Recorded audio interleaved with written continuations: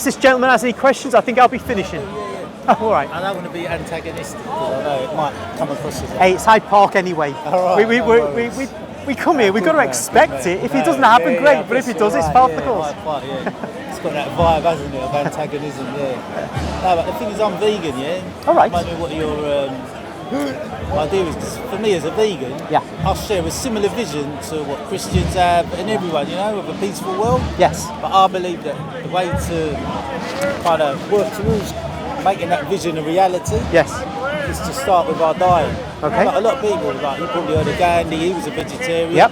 Even Einstein, he promoted it. All right. A lot of people are very dismissive of veganism. Right. And I think as soon as they hear the word, they can be very like that. Maybe it's because of vegans themselves and the way we present the argument. And we kind of, people feel as though we're forcing it on others. But I think, in a way, I don't think it needs to be forced. Because I think people are basically vegan anyway. Because most of us don't harm animals in our everyday lives. And we would be horrified if we saw someone harming an animal. And most of us have never killed an animal and wouldn't want to kill an animal. But yet we're paying for others to kill on our behalf every day. And it's on a scale that's never been seen before in human history. And I think we as vegans, as much as we antagonise people, like I said at the start, we have a duty to speak up about it because there is so much damage to like animals and also to the planet if you understand about the effects of eating meat on the environment. And I don't think we can sit in silence on this issue. And in spite of the fact that, people are going to be... Because I know, being a vegan and being somebody who speaks up, I know people hate it. And they hate vegans, I know that. Maybe you don't. No, that's a bit... I mean, if that's your experience, that's terrible. No, but it is. It's true, man. They hate us. Really? Like, I'm on TikTok. I've got a TikTok channel. Yeah. And people will put in the comment section, they'll do things which I think currently are acceptable. Yeah. But I think if we move to a vegan world, it'll be considered really kind of on a par with a racial slur. Like they'll post comments like, I'm eating chicken right now. They'll post emojis of like chicken and things like that. And they'll say like, I'm going out to get some bacon. And like, I know it's not considered a racial slur currently and it's considered a bit of a joke. But racial slurs back in the 1950s, they were considered a joke too. And to be oppressive to women and make little comments about women. Even in the 70s, that would have been considered a joke and people would have done it. And women and black people would have accepted it. And now as vegans, we have to accept it because we're such a minority. People can get away with saying that kind of thing. It's not offensive. And in most people's minds, it's not offensive. And even to me, it's not that offensive because I accept it. But back in the days in the 80s, like I grew up in the 80s, black people and Asian people kind of accepted racial jokes, which we wouldn't accept now. No young person now hearing those same jokes would accept it. But we as vegans, we have to accept it. The people are like, right, I'm eating bacon right now, I'm eating chicken right now. But that's the society we live in. But like I say, I think our society is very dismissive of They need to be vegans. They need to be vegans. But I'm not saying that veganism will solve everything, but I was saying to someone earlier, it's a step in the right direction. And I was talking to my sister earlier, she's not a vegan, our family are vegan, but I say to them, look, if we could all move towards eating a vegan diet, it would be a foundation for creating a peaceful world. Okay. So, yeah, thanks for letting me talk. I'll tell you a few positive things on your behalf. First thing, have you heard of Dr. Greger? Oh yeah, I know him. Yeah, he's always on YouTube. Yeah. I just, you know how things come into your YouTube feed just randomly. So these things, there's this. It was a Christian, a Protestant guy, born again Christian, called Michael Brown. He was Jew, converted to Christianity, and he's very, very clever. And he actually was big man, and he said his health was going downhill. Okay. So he started going practically vegan, but he'd have a bit of meat once a week. I understand now that will be perhaps for vitamin B12 and a kind of general all-round health issue. I know you can take things like B12 supplements to help deal with the lack of what you lack when you don't eat meat. But anyway, into him, I started seeing these videos, Dr. Greger, and I got what's it called? A book, How Not to Die, something like that. I know it. I haven't read it, but I know the one you mean. It's very good because he gives a whole range of foods, fruits, vegetables, and what they've got and what they do for you. But he gives the research papers. Yeah, no, he's good. Yeah, man. So you know the guy's not waffling. Yeah. So anyway, upshot of this is, I decided to stop eating meat. Oh, okay. Yeah. And I stopped it for a while, Okay. a few months. Now, that was my most consistent phase. Okay, yeah. Because I love animals. Yeah. I don't want to see them harmed. Yeah. I've had pets. Yeah. So I know I'm inconsistent. Yeah. In fact, it's almost absurd, isn't it? You know, Yeah. I love dogs, I love Yeah, cats, I think- don't want to see birds yeah. harmed, but I'm eating chicken, and I know I'm inconsistent. But anyway, I do eat meat, Yeah. but I accept that I'm inconsistent, and I can't argue against that. Okay. I can only say that I think part of the problem for vegans is, back in the 70s, it was very much a fringe thing, and so you'd have kind of oddballs who were vegans, and that kind of set a kind of picture in the minds of many. I think so. It's not like your fault, your generation's fault. It's just it goes back before your time. But nonetheless, people who are vegan now, you've got people like me, a Catholic, and I could be like looked upon as an irritable beggar because I'm saying you should be Catholic, or there's no salvation outside the church, or etc. etc. Things that people will be unhappy about who you tell me what to do. It's a human thing, isn't it? So if you as a vegan are trying to encourage people to be vegan, it puts people's backs up.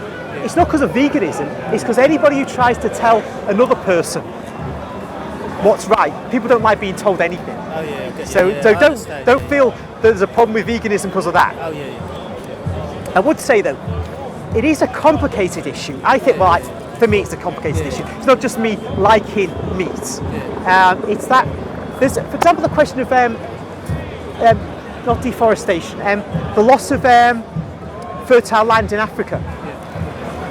There's a guy whose name I don't know now, and he was saying that one of the ways you can get the African soil productive again is by grazing large herds of cattle, because that mimics the herds of wild animals that used to roam there, but they're just not there now. It's going to take a long time to get them again.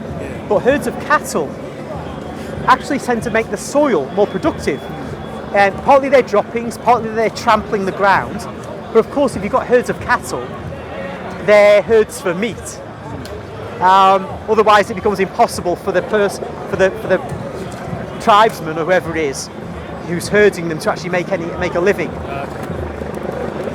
And then, of course, there's this issue of certain things being grown for. I really dislike the idea of meat substitute food.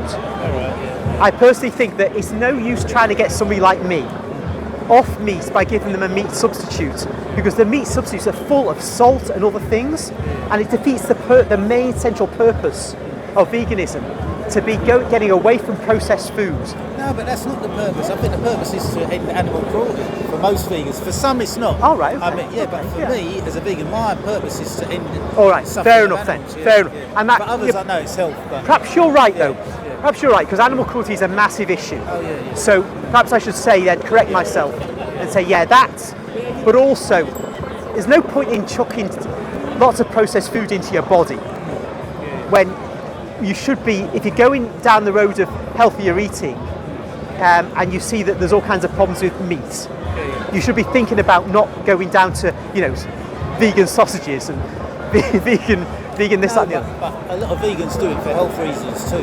But I'm doing it for animals. But there are other vegans who won't touch processed food.